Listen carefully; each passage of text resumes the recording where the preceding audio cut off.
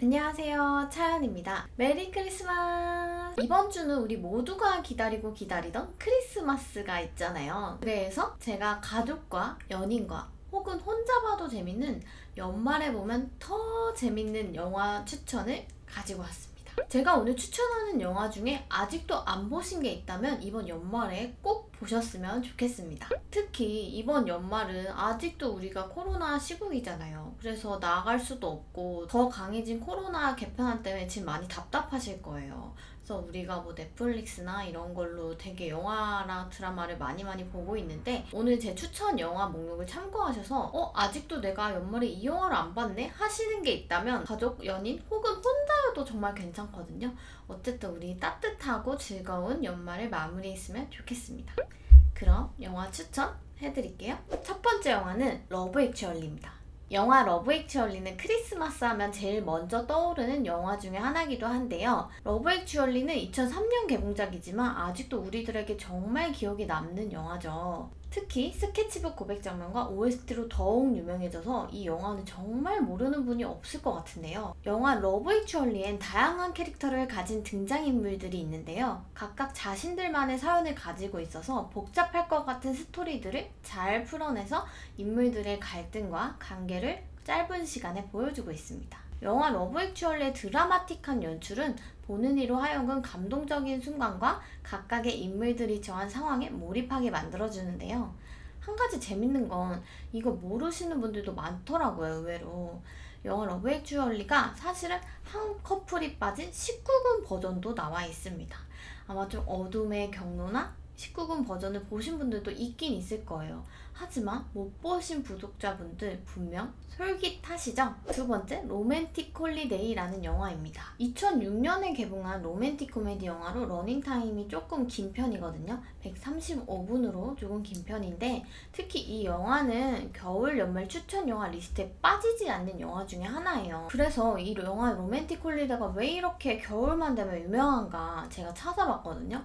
봤더니 2주의 크리스마스 휴가 기간 동안 집을 바꿔서 생활하면서 벌어지는 이야기로 달달한 감성의 로맨스 영화입니다. 또 영화는 2006년에 만들어졌었거든요. 그래서 영화가 실제로 만들어진 과거 시기에 비해서는 요즘은 에어비앤비 숙박도 되게 우리가 자주 하고 있잖아요. 되게 에어비앤비에 거부감도 없고 그런 걸 자주 사용하고 있는 우리 세대인데, 그렇기 때문에 과거보다 더 현실적으로 공감할 수 있는 사랑 얘기로 다가오는 것 같아요. 특히 이 영화 로맨틱 홀리데이의 시간적 배경이 말이죠.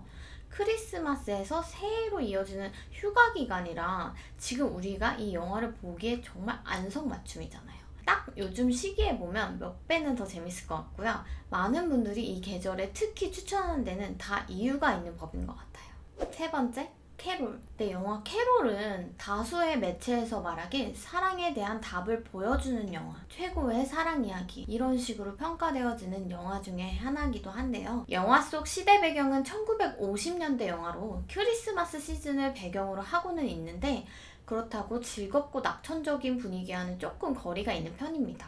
그렇다고 해서 영화가 결코 막 침울하고 너무 암묵적인 얘기는 아니거든요. 그런 점 참고해 주시기 바랄게요. 영화 캐롤의 인물들은 묘한 이끌림으로 시작해서 어느새 가장 가까운 사이가 되어가는 두 여자 주인공들이 사랑의 아름다운 과정을 섬세하게 담아낸 영화인데요. 특히 케이트 블란쳇과 루니 마라, 이 두 여자 배우들이 되게 유명한 배우잖아요. 이 두 배우의 케미가 완벽한 조화를 이루면서 영화 크리스마스에 나 명작 같은 거 한 번 좀 보고 싶다, 그냥 즐겁기만 한 거 말고 그냥 좀 생각도 하게 만들고 되게 보고 나서 후회 없는 명작을 한 편 보고 싶다 하면은 저는 특히 강추해드립니다. 크리스마스에 그냥 유쾌하기만 한 그런 영화가 아니라 뭔가 가슴속에 여운을 남기고 싶다 하시는 분들은 이 영화를 저는 강추해드리고 싶어요. 저는 이 영화가 개봉할 당시에 이게 영화가 개봉관이 약간 아트하우스나 이제 그런 데서만 개봉을 좀 했던 걸로 알고 있는데, 저는 진짜 보고 싶은 영화는 직접 가서 보기 때문에 실제로 봤거든요.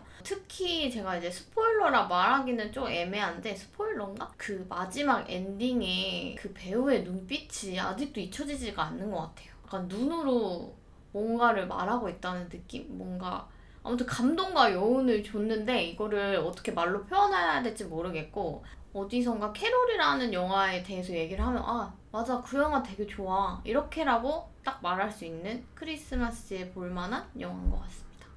네 번째, 라스트 크리스마스입니다. 이 영화는 한 장면 한 장면마다 크리스마스 장면이 물씬 느껴지는 장면이 되게 많더라고요. 그래서 그런지 저도 인터넷에 이제 뭐 인스타나 이런 데 돌아다니는 이미지, 짤 이런 거를 되게 많이 봤던 기억이 있거든요. 저도 크리스마스 때 이 영화를 언젠가 꼭 보고 싶어가지고 되게 아껴놓은 영화기도 해요. 되게 아기자기하더라고요. 영화 라스트 크리스마스의 줄거리는 친구도 없고 연애도 못하는 답답한 인생 덩어리인 여자 주인공 케이트가 가수를 꿈꾸면서 살아가고 있는데요. 하지만 매번 오디션에 떨어지면서 별 볼 일 없는 크리스마스 장식용품을 파는 가게에서 일하다가 어느 날 톰이라는 남자 주인공을 만나게 돼요. 그래서 그 톰을 만나게 되면서 벌어지는 이야기를 담고 있는데요. 이번 크리스마스에는 난 달달한 거 보고 싶고 크리스마스 분위기를 물씬 느끼고 싶다 하시는 분들은 케이트와 톰의 관계에 대해서 궁금해 하시면서 이 영화를 감상하시면 좋을 것 같습니다. 나는 이번 크리스마스에 크리스마스 분위기도 물씬 느끼고 싶고 약간 달달한 로맨틱한 영화가 꼭 보고 싶다 하시는 분들은 적극적으로 이 영화를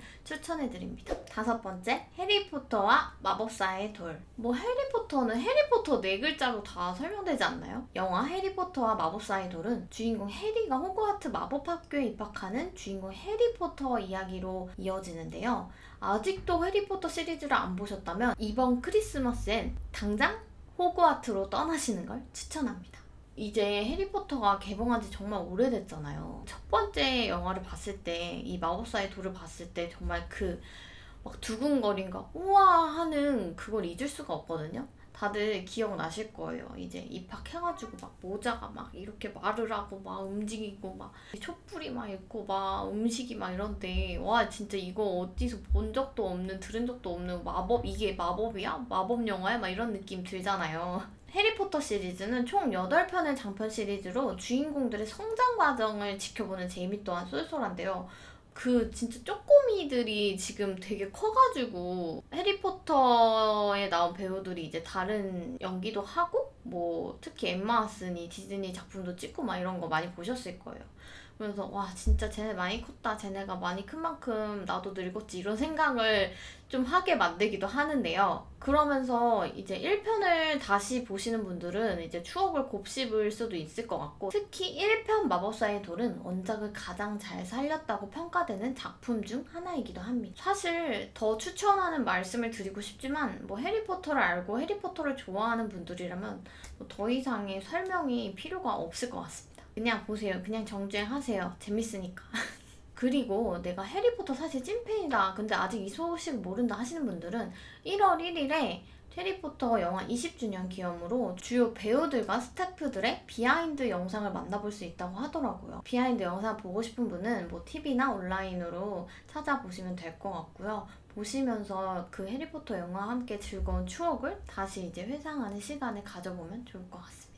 네, 여섯 번째들은 영화 작은 아씨들입니다. 저는 이 영화를 한 문장으로 표현하자면 그 네 자매들의 틈에 들어가서 같이 살고 싶게 만드는 영화라고 할 수 있는데요. 2019년에 개봉한 영화 작은 아씨들은 원작 소설을 바탕으로 제작된 영화여서 스토리 라인도 탄탄한 편이고 영상미도 너무 아름다운 영화거든요. 이 영화는 사실 6번이나 이미 영화가 된 적이 있던 작품이에요. 하지만 제가 생각하기에는 2019년도에 개봉한 바로 이 작은 아씨들이 가장 미장센이 좋은 작품이라고 생각이 됩니다. 제목부터 느껴지시겠지만 영화의 전체적인 줄거리는 네 자매와 그의 친구 소년 로리와의 내용이 주로 이루고 있는데요. 저는 여기에 나온 네 자매 분들 뿐만 아니라 그 소년 역할을 한 티모시 샬라메한테 너무 관심이 가더라고요. 정말 이 작품 안에서의 소년미가 너무너무 좋았는데요. 최근에 엄청난 대작 듄이라는 작품의 주인공이기도 합니다. 사실 작은 아씨들을 추천할까 말까 고민을 조금 하긴 했는데 왜냐면 이 영상의 시대적 배경이나 시간 배경이 크리스마스나 혹은 연말의 겨울 배경 그런 게 아니거든요. 근데 딱 그 겨울이 되면 되게 따뜻하고 몽글몽글한 그런 느낌 뭔가 공감하시죠 여러분? 저는 그런 느낌 드는 거 있잖아요. 그래서 저는 이 영화 작은 아씨들이 생각이 났었고 추천 리스트에 넣게 되었습니다. 결코 후회하지 않을 영화 작은 아씨들의 내용은 영화에서 직접 확인해 보시면 좋을 것 같아요.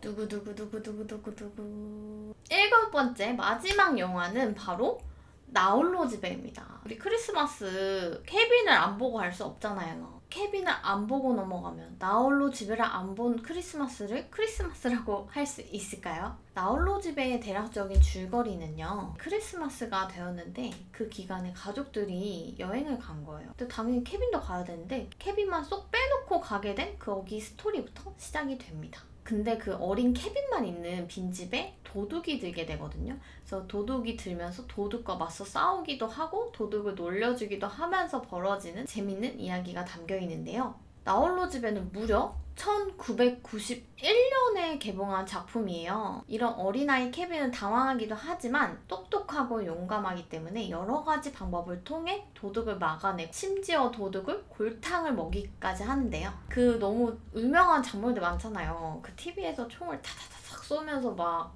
도둑들 놀래켜주는 장면도 많고 정말 나홀로 집에는 매년 막 10년 이상 봐도 질리지가 않는 영화인 것 같아요.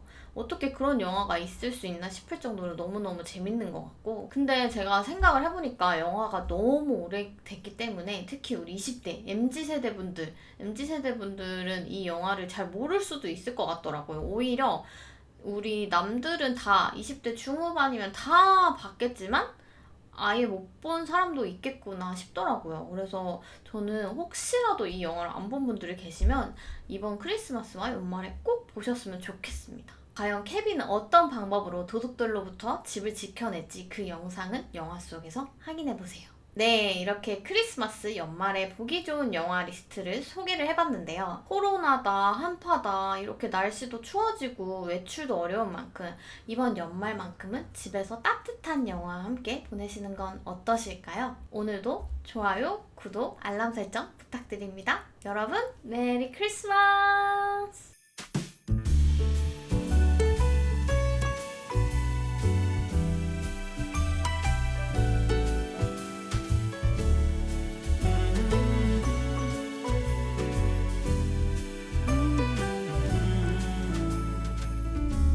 Santa, I've been good this year.